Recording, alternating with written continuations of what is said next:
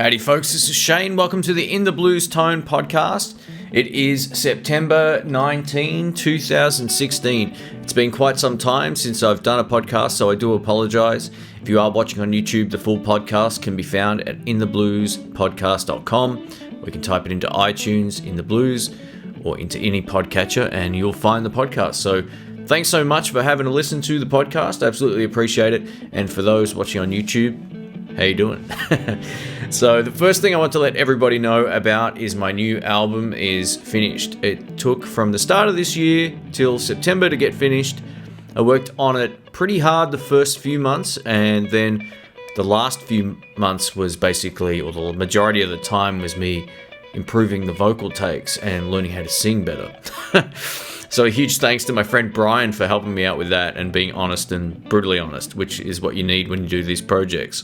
So I thought I'd have a bit of a talk about the recording process, what goes into it, and a little bit about the album as well, and where you can get it and all that kind of stuff. So this started on a bit of a whim. I had some creative spurts over a 2-day period. So I tracked 11 songs in my computer back here, and I put them all to a click track and arranged them and just played acoustic or electric guitar and just put down whatever I thought sounded good at the time. I had a few grooves in my head. I was really inspired to play some different music, and I think that's why this album came up so great. It's a real Americana kind of sound. It's got that Tulsa vibe. For those who don't know what the Tulsa vibe is, it's the Cale sound, Mark Knopfler sound, Eric Clapton's sort of non-blues sound. So think, Ocean Boulevard's, that album, something like that, or any of Cale's tunes. It's that laid-back kind of groovy stuff. This particular album, I hired a guy from Michigan called Paul Hilton, who is a pedal steel player, and he was phenomenal. He's also a session guy, like a real session muso. He can play any style of music and do it exceptionally well. And not only that, he's an engineer as well, like me. So I sent him the tracks, and he sent me back his pedal steel part, and it was phenomenal. It completely changed and opened up a whole new dimension to my music, which was unbelievable. So a huge thanks to Paul Hilton. He's probably not watching this, but if he is, thank you so much. You did an amazing job. And I had Brian Strafford playing electric guitar, slide guitar, and doing harmonies as well. So the vocals really sound strong on this album. I'm really proud of it. It doesn't have probably as much guitar noodling as my other albums. It's still pretty heavily guitar based, but it's more song orientated. So think, I guess, Sailing to Philadelphia by Mark Knopfler, that's another influenced sound of what I was trying to go for with this album. I scrapped 2 songs and we made it 9 tracks, and they all sound great. It's funny, every time I do one of these projects, I'm really scared I'm not going to be able to top the one before it in terms of production quality. The songs is a subjective thing. Some people like songs on one album more than they like the other one. In my own opinion, and sort of in my heart, I know this album is my strongest yet. I would put it on par with Another Rainy Day, which was a pretty strong album in terms of originality. Songwriting, it sort of helped shape a sound that took me to where I am today. And this new one is no exception. It's going to be the new sound, and it may lead to other areas as well. So it has a bit of blues, it has a bit of country. Believe it or not, it's that country influence, that Tulsa sound. They always say Tulsa music's not country, not blues, not jazz, not rock and roll. It's like this merge of all of these different styles. And that's what I was kind of going for, this just a different sound, something that's not as guitar intensive, but still has great grooves.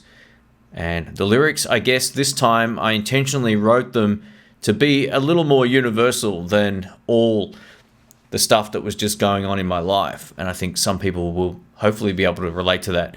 Of course, there's definitely some songs on here that were inspired from personal, things I went through, things I did, all that kind of stuff.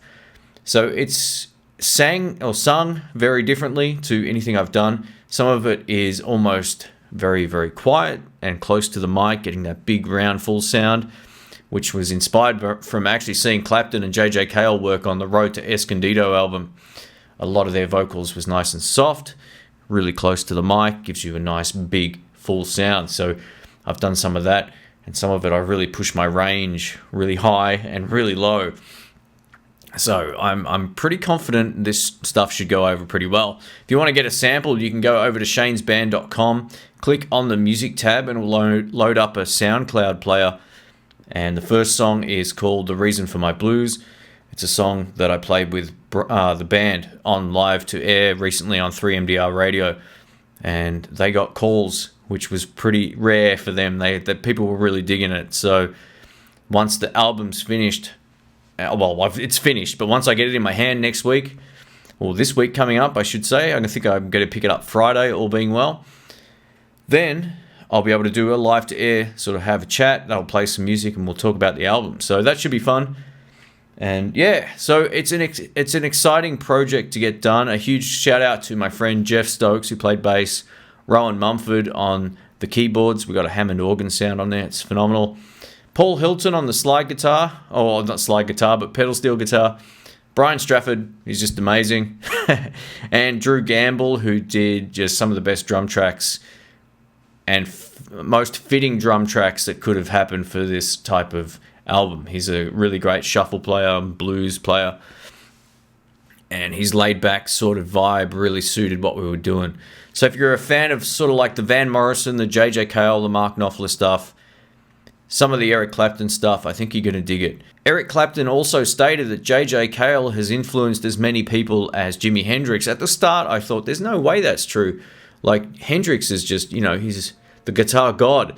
But then I thought about it more in terms of music, and JJ Cale's inspired so many people, just so many people. I'm not going to say he's inspired more than Hendrix, but if you look through the music catalogue, you'll see touches of JJ Cale hitting a lot of albums over the years. So if you're not a fan of JJ Cale, or you haven't heard enough of his stuff, I'm not talking about Cocaine and After Midnight. Have a listen to some of his live albums. Have a listen to even some of his newer stuff up until before he died.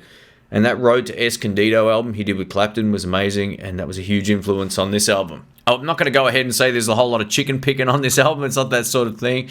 It's more still in the blues vein, but it just has a more singer-songwriter approach layered with guitars and pedal steel and organ. It's going to be a cool album. It's going to be a cool album. Whichever day it is I pick it up, I'm going to post a sample up on YouTube, or I may actually post it up on my band's page. I'm not too sure yet. I'm still indecisive about whether or not I'll have it on iTunes or just at my shop at intheblues.com.au. I know you can get some good deals through that DistroKid distribution thing. So I may do it. I don't want it on Spotify. Spotify is just a waste of time. So if I can just have it on like the major shops without Spotify, that's something I'll probably do. Spotify is only great if you're a really well-established artist and you've already got thousands or millions of fans out there, like the Red Hot Chili Peppers. Probably had like 25 million streams of their new album in the first month. So yeah, it's been a really cool project, and I'm glad I was able to top all of my other albums in terms of production. This one sort of mixed itself in some ways. We used all condenser microphones on everything. I used my Little Crow electric guitar for all of my electric guitar parts, apart from one song where I finished it up with the Strat and the Super Reverb. My guitar amp of choice was the Blues Deluxe on clean, semi-cranked on the clean channel just for a bit of dirt, and I pulled some great sounds using the 2 Notes Torpedo Live, which is an amazing recording tool. If you're looking to get an awesome electric guitar tone, definitely check those things out. They sound fantastic. I think writing and recording your own songs is really important, not only to your own musical legacy, whatever that may be, but just in general. I think playing other people's songs forever, is there a lot of value in doing that? Even if you're not getting as many gigs playing your own music, there's people out there that will appreciate it and will like it. Bearing in mind, not every song you write will be good, but I'm still playing songs that I wrote very early on when I first started writing songs, and they've evolved over the years. I've also left out a lot of songs that I used to play because I really didn't feel like they were either relevant to right now, or they've been like superseded with other songs. I'm really happy I didn't go down the cover band road when I first started playing. I really liked blues, and that's kind of what I wanted to do. And I really liked other music like Dire Straits and so forth as well. I did learn quite a lot of songs over the years, but I'd never really feel the urge to play them live. I'd rather do something that's, improvised, or at least a blues song that you can kind of make your own. One thing I've learned over the years about recording my own songs is how to arrange songs better the next time. And also where I need to improve, whether it be vocally, my guitar chops, my tone, all of this kind of stuff that I think about when I'm getting into the mixing process and all that kind of stuff. I usually hear a lot of faults along the way when I first do my mix downs, and then I just go through with a pen and paper, mark down what I need to fix, and do it until I go blue in the face, or just try my best until I get it the way that I can at least listen to it back. I didn't use any auto-tune or anything on this album. I didn't want to use any of it. I just wanted to sing it the best that I could and get the best takes, and I really believe that I've done that. So the album will be called Shane DiOrio Band This Drive, and it's, like I said, influenced by that Americana Tulsa sound. It's probably a little more modern sounding than some of that old school stuff, but that said, it's definitely heavily inspired by it. So if you like JJ Cale, Mark Knopfler, Eric Clapton, and some Van Morrison style stuff, you're definitely going to dig it. I'll keep you all posted about the release of this, and I'll definitely put up a video on YouTube. And if you are watching on YouTube, let me know your thoughts on writing your own material versus playing other people's stuff. Cheers. Wow, even more videos. Check them out. Don't forget to subscribe if you do like the video you just watched, and if you don't, all good. Check out one of these four, you might enjoy it more.